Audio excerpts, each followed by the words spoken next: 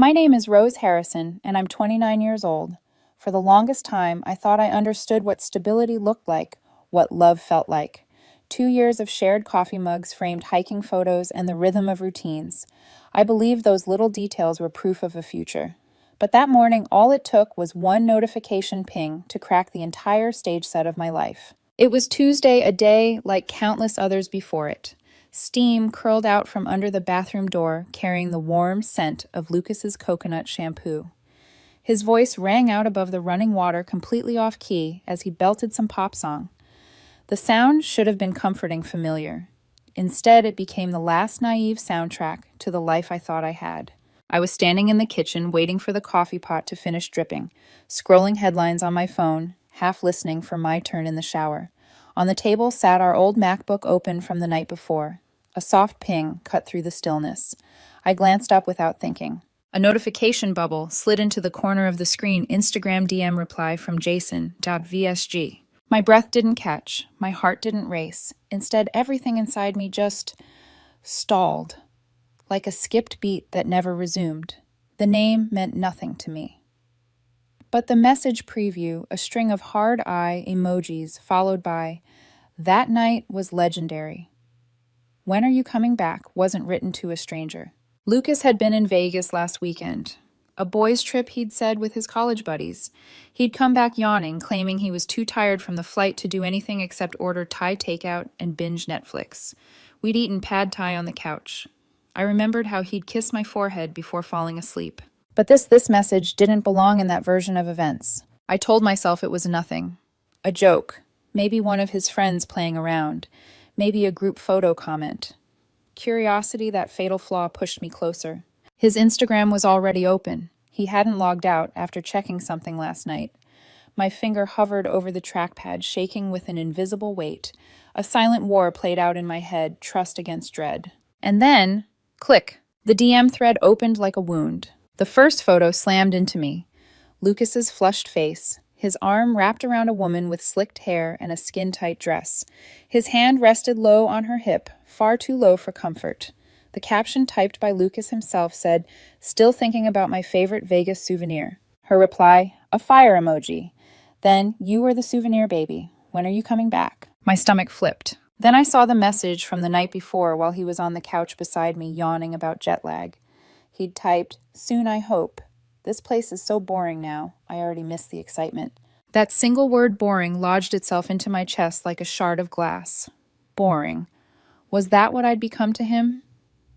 The woman who made him coffee in the mornings, who helped plan budgets, who thought routine was another word for home. I scrolled further, numb fingers pulling back the curtain. A short, blurry video, Lucas and the woman pressed together, swaying under neon lights. His hands roamed her body without hesitation. A message from him. "Think your girlfriend would mind if I stole you for good?" Her reply, a single winking emoji. It was small, simple, but it was an answer. I sat there utterly still, my pulse strangely steady. Rage didn't come, neither did tears. Instead, a cold, detached clarity seeped into my veins like ice water. The kitchen around me blurred into props on a stage, the hiking photo on the wall, the throw blanket I'd chosen for the couch, the matching mugs waiting for coffee. The sound of the shower shut off. Silence. Then the squeak of the bathroom knob turning. In a few seconds, Lucas would walk out wrapped in a towel, hair damp, smiling like nothing had happened. He would ask if we had half and half for the coffee, and I would have to find a way to speak to hold my body upright when the foundation of everything I believed in had already collapsed beneath me. I poured a mug of coffee I knew I wouldn't drink. Steam curled upward like the ghost of the morning we were supposed to have. The door opened. Lucas emerged humming a towel slung low on his hips. His smile was so clean, so easy, that for one horrifying second, I almost believed I'd imagined everything.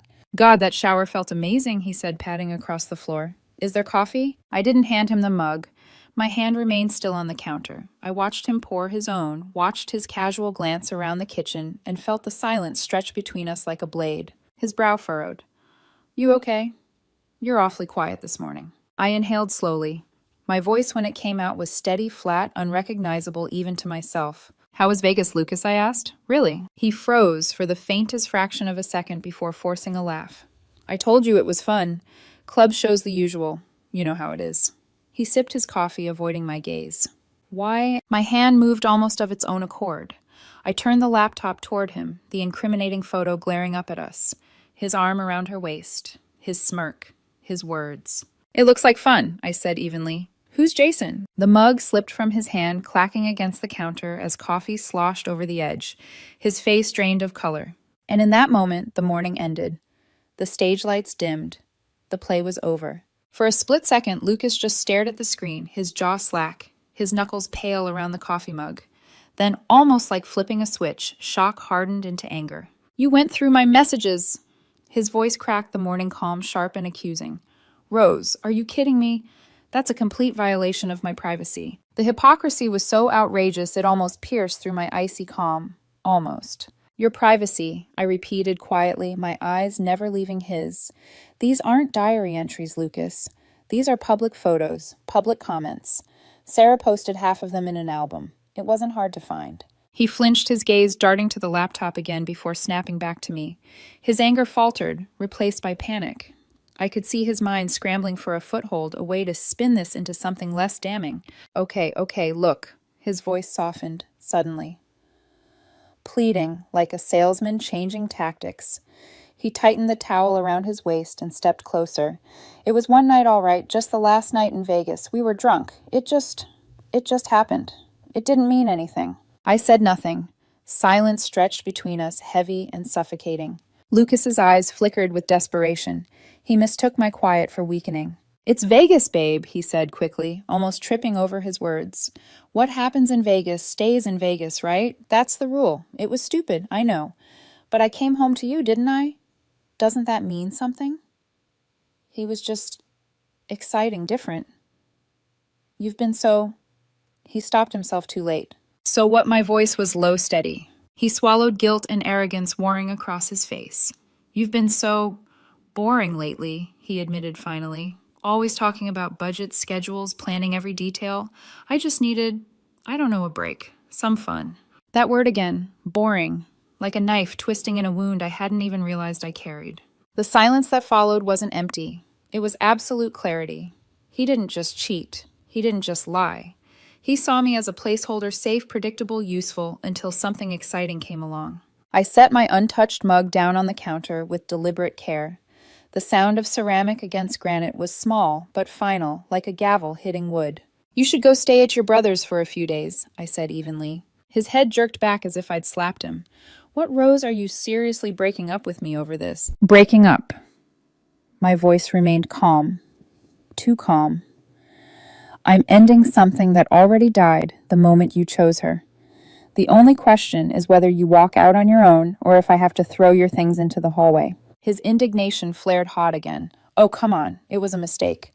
3 years together and you're just going to throw it away over one mistake. Stop calling it a mistake. My words cut clean, sharper than shouting ever could. A mistake is spilling coffee.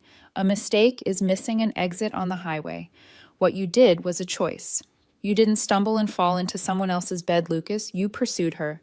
You sent messages. You came home and lied to my face. That's not a mistake. It's a decision. Repeated ones. His mouth opened and closed, but no sound came out. I walked toward the bedroom, my footsteps measured, deliberate.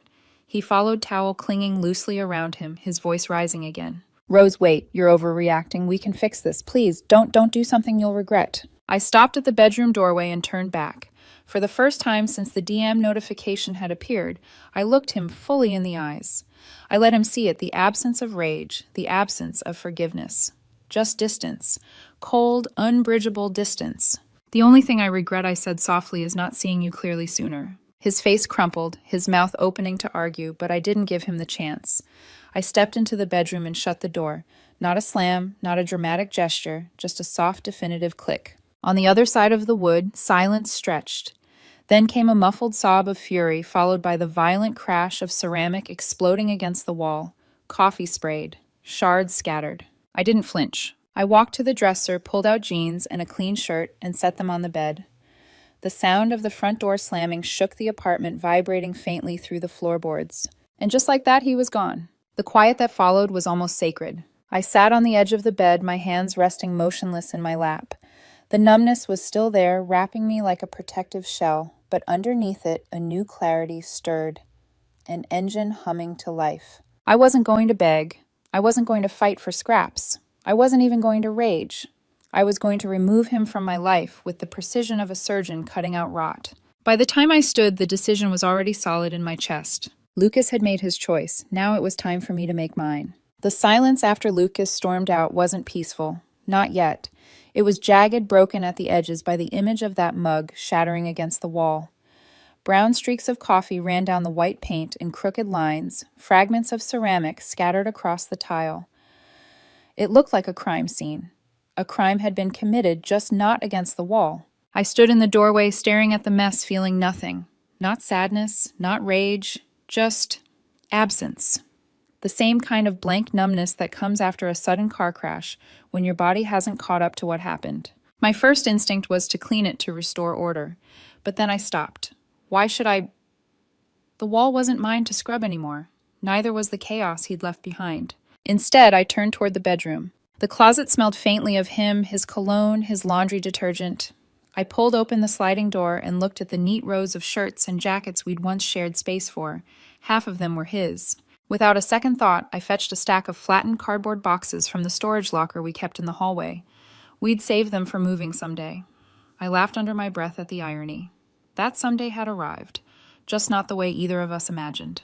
One by one, I folded the boxes open, taping the bottom shut with sharp ripping sounds that echoed in the still apartment. And then I began. Lucas's clothes went first. Sweaters folded, jeans stacked. His black leather jacket, the one he wore on our first date, laid carefully in the bottom of the box. My hands moved like they belonged to someone else, detached and efficient. Next came his shoes, lined up neatly soles to soles, his sneakers still dusted with sand from the Vegas trip. My stomach twisted, but I didn't let myself stop. The bathroom was next. His razor, his deodorant, his half-empty bottle of cologne, all swept into a box. The scent clung to my fingers. I washed them twice, but it didn't fade. In the kitchen, I cleared his brand of protein powder from the cupboard. The hot sauces he claimed I never used enough of the whiskey bottle he saved for guys' nights. Each item was placed carefully, deliberately. There was no satisfaction, no revenge, just the cold rhythm of removal. By mid-afternoon, the apartment was littered with sealed boxes stacked by the door. 6 in total. His entire life with me, reduced to cardboard and tape. The apartment already looked different, emptier, stripped down like a stage after the play ended, and the set pieces were wheeled away. Our framed hiking photo came last, the one we'd taken on a trail in Yosemite, both of us grinning with dirt on our faces. I slid it into the final box, face down. That was the moment the numbness cracked. Just a hairline fracture, but it was enough for something sharp to slip through.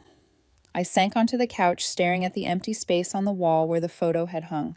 How many mornings had I sat right here, sipping coffee, believing in us, believing in him? I pressed my palms hard against my eyes, but no tears came. The ocean of grief was there. I could feel it vast, heavy, but it was sealed under ice. For now, the ice was holding. When I finally moved again, it wasn't toward the past. It was toward logistics. I opened the laptop, the same laptop that had betrayed him to me, and began cutting ties. Streaming accounts password changed. Shared bills accounts split. Rent. I transferred my half for the month with a note to the landlord. Then I added one more line: I'll be vacating. The cursor blinked, daring me to erase it. I didn't. I pulled up a listing site, scrolling through apartments until one caught my eye. A furnished studio available immediately. It was small and personal, sterile. Exactly what I needed. The virtual tour showed white walls, a narrow bed, a desk by the window. No personality, no history, just space. I sent a deposit within 10 minutes. By evening, my plan was set. I walked through the apartment one last time, surveying the stripped shelves, the cleared counters. The air felt thinner somehow, as if Lucas's absence had already changed the oxygen. The kitchen wall still bore the brown streaks from the shattered mug. The shards glinted under the overhead light, like tiny mirrors reflecting back the wreckage. I left them there, let him clean his own destruction.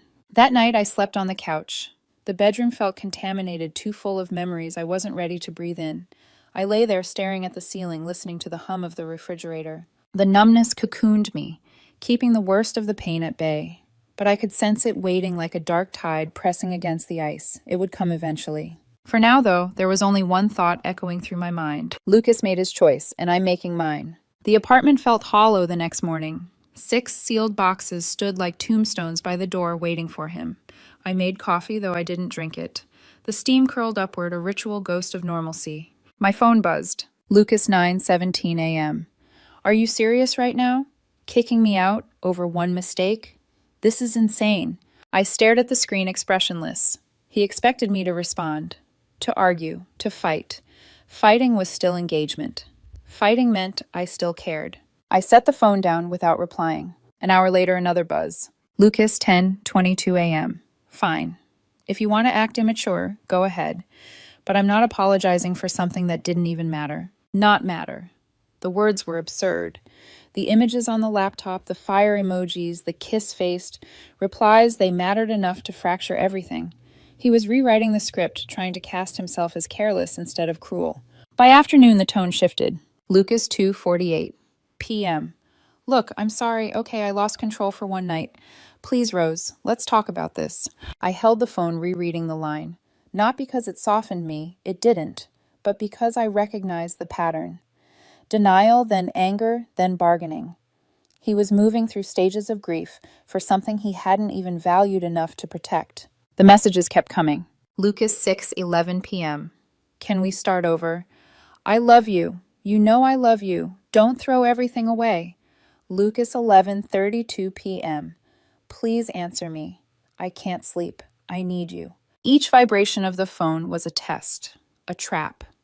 He wanted proof he still had access to me, that I would still rush to soothe him even after he'd called me boring and thrown me aside. I didn't answer. For 2 days, the flood continued. Anger, guilt, sweet talking, then rage again. He cycled through emotions like a gambler swapping slot machines hoping one would hit the jackpot. On the third morning, I blocked his number. The silence that followed wasn't empty, it was clean. A silence that belonged to me. I moved into the studio apartment that afternoon.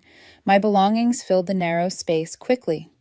Books on the shelf, clothes in the dresser, a single potted plant by the window. The bedspread was scratchy, the lighting too bright, but the air was mine. That first night, I lay in bed listening to the faint traffic outside.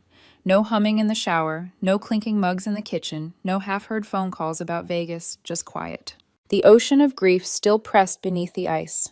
I could feel it waiting, but I also felt something else strength, a strange steadying power in knowing I hadn't broken. A few days later, my best friend Marina came over with Thai takeout. We sat cross-legged on the floor, cartons spread between us.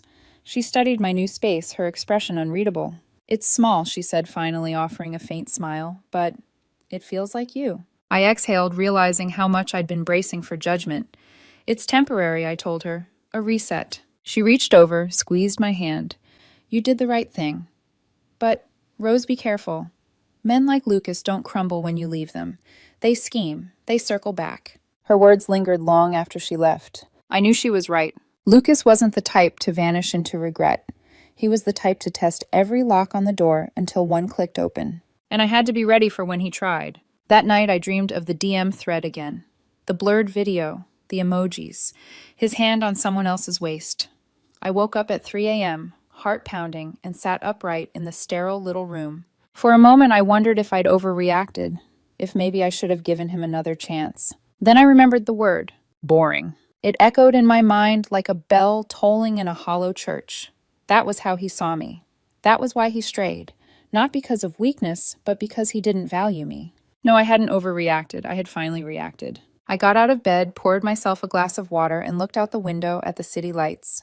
They shimmered, scattered and distant like 100 tiny futures waiting to be chosen. For the first time in months, I felt something close to peace. Lucas could text, he could beg, he could rage. But my silence would be louder than all of it. It had been 6 weeks since I blocked Lucas's number. 6 weeks of silence that at first felt unnatural, like missing a background noise you'd grown used to. But slowly it became a comfort. The quiet of my studio wasn't empty anymore. It was mine. I'd filled my days with routine gym in the mornings, work from the coffee shop down the street evenings with books, or long calls to Marina. The ache was still there, sometimes sharp as a bruise when I least expected it, but it no longer defined me. Then one night, sitting across from Marina at a dimly lit bar, I heard the news. She leaned in, lowering her voice, though no one around us cared. You're not going to believe this. Actually, no, you will. I raised an eyebrow. What? It's Lucas. She paused, savoring the irony. Remember that girl from Vegas, the one in the photos? The name alone was enough to make my stomach tighten. I nodded slowly. Well, Marina said, sipping her drink. Apparently he convinced her to quit her job. Told her she was too vibrant, too free-spirited to waste time in an office. He promised her a life full of excitement and adventure. I laughed once, low and humorless. Let me guess he didn't actually have a plan. Bingo. Marina's eyes glinted. She moved into his apartment, except it wasn't just his. It was a dump he shared with 2 other guys. And Lucas no steady income. Credit card debt up to his ears. They spent nights clubbing, drinking, burning money he didn't have. Within 3 weeks, it all crashed. I pictured it Lucas pacing the floor, jealousy simmering, when she so much as smiled at another guy. The fun turning sour. Marina leaned closer. He started yelling at her for dancing with other people, picking fights in clubs, possessive, paranoid. And then he just left. Packed a bag while she was out, changed the locks, blocked her number. She came home to find herself stranded. No job, no money, no place to stay. I felt my lips press into a thin line. Her voice softened. Her sister had to wire her cash for a motel until she could book a flight home. Total humiliation. I sat back, letting the story settle. There it was, the inevitable collapse. Lucas had traded stability for fireworks, and fireworks always burned out fast. But what struck me wasn't joy. It wasn't even vindication. It was confirmation. He hadn't betrayed me for something better. He'd leapt toward a fantasy and landed on jagged rocks. The life I'd built with him wasn't boring, it was solid. He just hadn't known how to value solid. Marina studied me carefully. So, how does it feel hearing all this? I swirled the ice into my glass, listening to it clink. Like watching a storm hit a town I don't live in anymore. She blinked, then smiled faintly. That's actually perfect. I shrugged. His consequences are his. They don't belong to me. But later that night, lying in bed, I couldn't help imagining her face, the woman from the blurry video.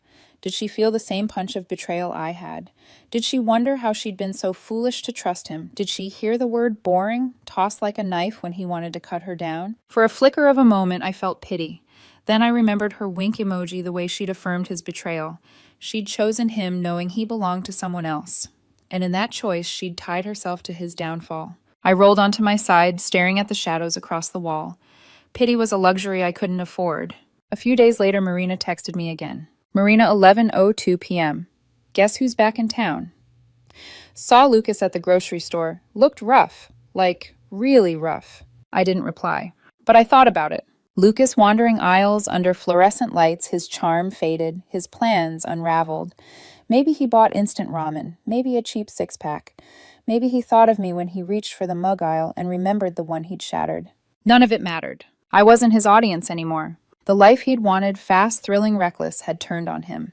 And the life I was building, quiet, deliberate, steady, was finally mine. For the first time since Vegas, I fell asleep smiling.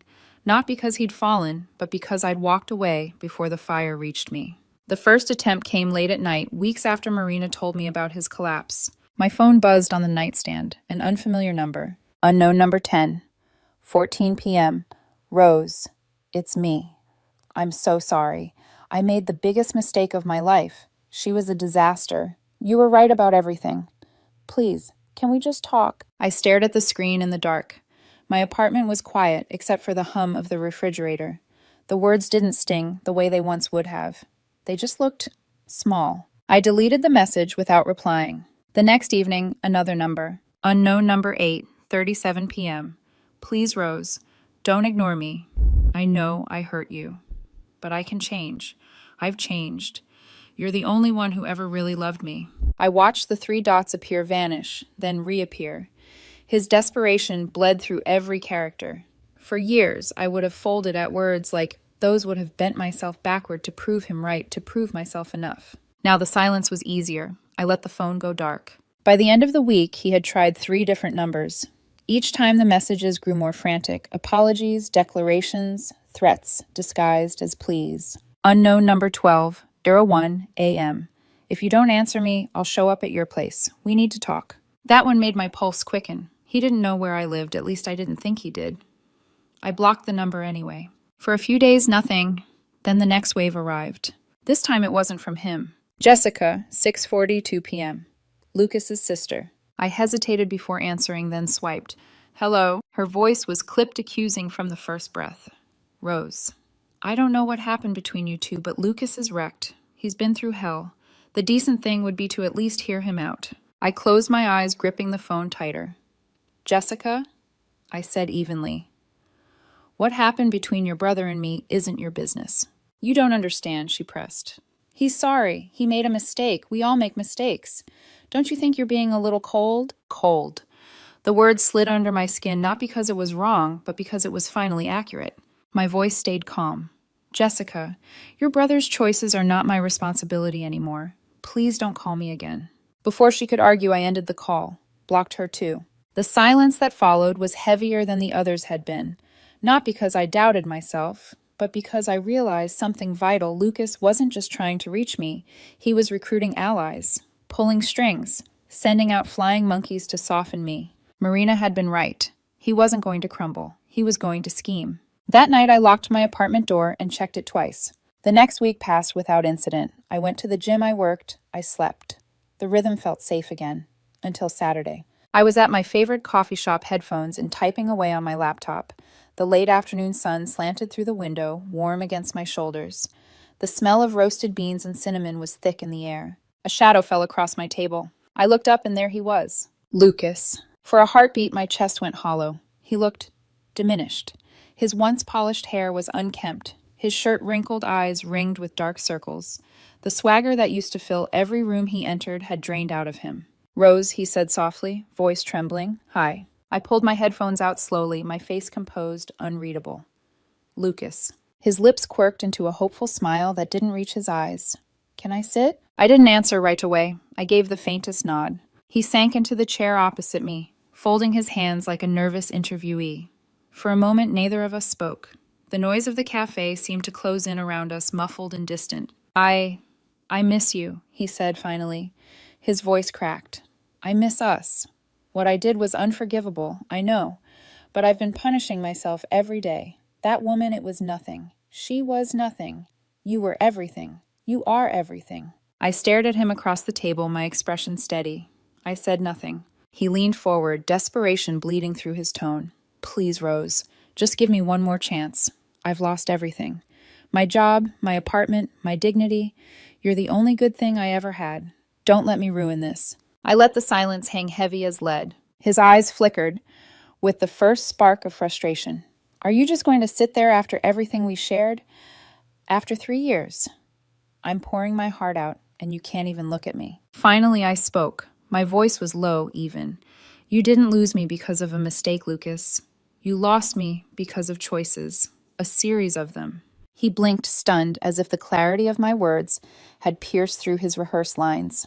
What happened in Vegas didn't stay in Vegas, I continued. It came home with you, into our kitchen, into our bed, into every lie you told. That's where you lost me. His mouth opened, but no words came out. I closed my laptop gently, the soft click final as a coffin lid. You asked me to be happy for your happiness with her. So I removed myself. And in doing that, I found mine. Tears welled in his eyes. His lips trembled. Please, Rose, don't do this. Don't walk away. But I was already standing. I slid my bag over my shoulder, my voice steady and calm. I already did. And then I walked past him, the bell above the coffee shop door jingling as sunlight spilled across my face. I could feel his eyes on my back as I walked toward the door, each step cutting the tether that once bound us. The cafe bell jingled as I pushed through sunlight spilling across my face. Rose. His voice cracked behind me, desperate louder now. The chatter in the cafe dipped for a moment. I froze mid-step, then turned slowly. He was on his feet, eyes wet, trembling like a man pleading at an altar. For the first time, I saw him not as Lucas, my boyfriend of 3 years, but as a stranger. A stranger who had broken into my life, stolen my trust, and was now trying to sell me a version of himself that never existed. I stepped back toward the table, not to sit, but to stand across from him, our eyes locked. You keep saying it was a mistake, I said quietly, though my words carried across the cafe like a blade slicing through the hum. But it wasn't. It was a choice, a series of choices. Each one told me exactly who you were, and I listened. He shook his head violently, hands splayed on the table as if he could pin me there. No, you're wrong. I was lost. I was stupid. But I love you, Rose. That has never changed. Love. The word slipped out of me like a bitter laugh.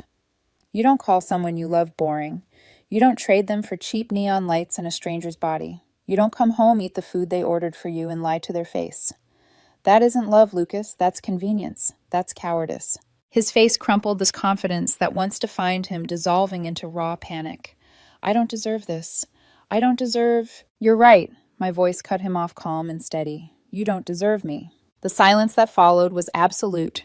Even the barista behind the counter paused mid-pour, her eyes flicking toward us. I leaned in slightly, lowering my voice so only he could hear. You didn't lose me because she was prettier or younger or more exciting. You lost me because when you had the choice to protect us, you chose yourself. And that told me everything I needed to know. Tears spilled down his cheeks, his hands trembling against the wood grain of the table. Please, Rose, please don't leave me like this. I straightened my bag strap firm on my shoulder. I'm not leaving you. I already left. You just didn't notice until the silence got too loud. For a moment, he stared at me as if trying to memorize every word, every flicker of expression, desperate to carve it into memory. I took one last look at him. His eyes, once filled with smug charm, were now hollow. His posture, once arrogant, sagged under the weight of his choices. And then softly, firmly, I said the last words I would ever give him. I hope you find what you're looking for, Lucas. But my part in your story is over. His mouth opened, but no sound came, just a broken breath. I turned and walked away, my steps steady measured. The bell above the cafe door jingled once more as I stepped into the afternoon sun. I didn't look back. The air outside felt different, cleaner, sharper. I inhaled deeply, the weight of his shadow lifting with every stride down the street. For the first time in months, maybe years, I felt utterly free. The sun was warm against my face as I left the cafe, the kind of golden light that made the city glow softer than usual.